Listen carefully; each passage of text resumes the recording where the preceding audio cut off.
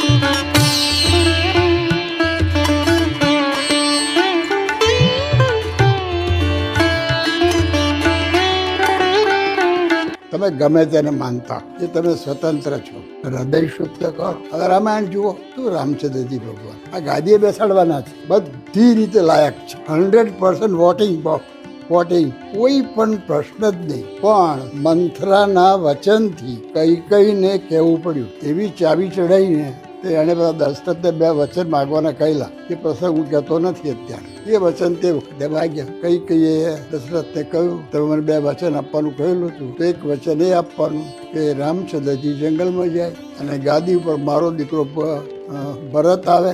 અને જે દશરથને શોખ લાગ્યો છે, પણ એ હાલતા જ નથી, મગજ ફરી ગયું.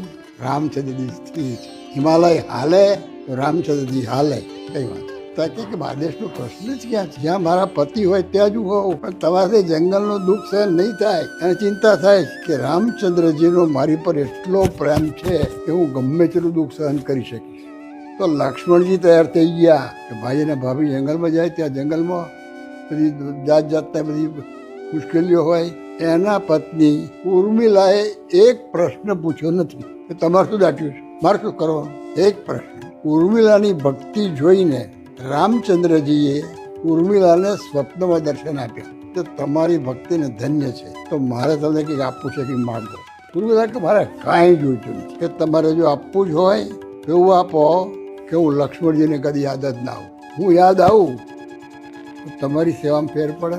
સ્વામિનારાયણ ભગવાને વચનામૃતમાં લખ્યું છે 14 વર્ષ સુધી લક્ષ્મણજી રામચંદ્રજીની સેવામાં રહ્યા છે, પણ સીતાજીની પાનીની ઉપર જોયું નથી. રાવણ પડી ગયો.